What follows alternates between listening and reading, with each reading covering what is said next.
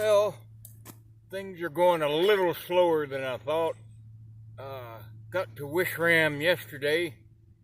The camera I'm using now is my old phone. I just figured you guys deserve to have an update. Yeah, all that video from Chicago to here, I've got. I just can't find Wi-Fi. So I'm going to catch out, go about 500 miles east, and get off in Whitefish, Montana. And there's a library right by the yard office, and use the Wi-Fi to upload that stuff. I got to meet a good friend that we had never met before. We've been friends for like 3 years on YouTube and Facebook.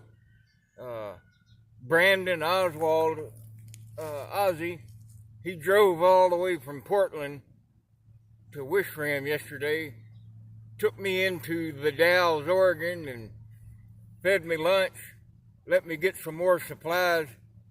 And then another YouTube subscriber came and picked me up there and brought me back to Wishram.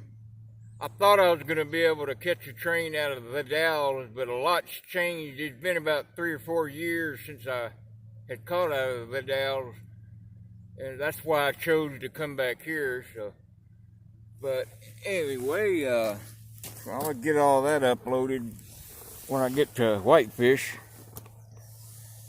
These are them rocks I was telling you about, that hexagon-shaped tubes.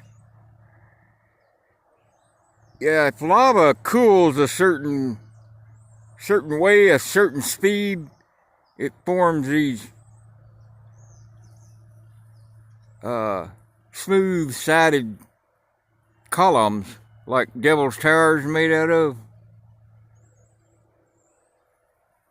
I thought about going over there to the base of it, but that looks like some rattlesnake, cobra, black mamba grass there.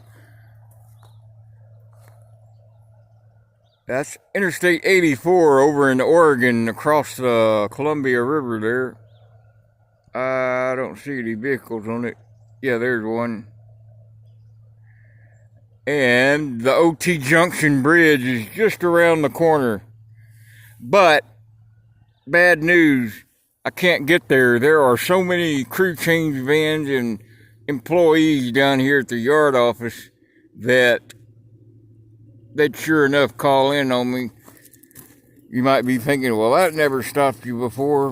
But yeah, not in front of several vehicles that all have BNSF written on the side of it. But this little Wishram, there's not even a store here. There's a bar that sells like chips and stuff, Cokes inside, but it's not open. Yeah, we're right in the Columbia Gorge. During the last ice age, at the end of the last ice age, there was a huge lake in western Montana called Lake Missoula. And it was like 2,000 foot deep. And every few hundred years, that ice wall, that dam holding the meltwater, would rupture, and this whole gorge would fill up with water. Like 10 cubic miles of water.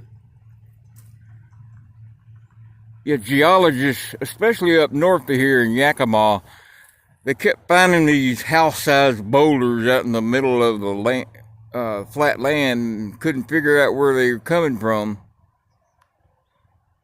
So they traced them back to Montana. They had rolled in that floodwater all the way to where they rest now. The scablands, I think they call it. But it finally quit raining. Actually, it finally started raining, but now it stopped raining. It's probably the first rain this area has seen in months. Wish I'd get up there. You know, I could.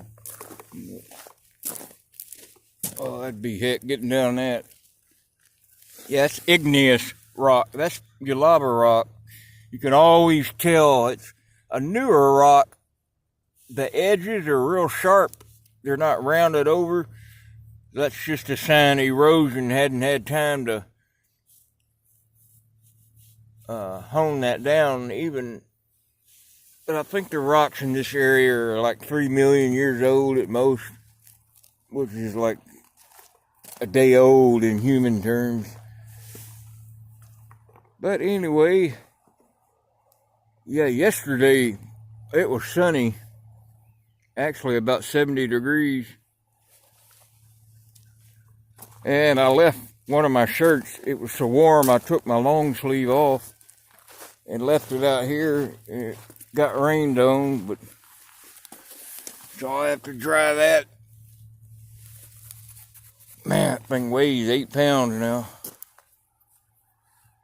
Anyway, I just wanted to give you guys a quick update, and I'm heading back east now.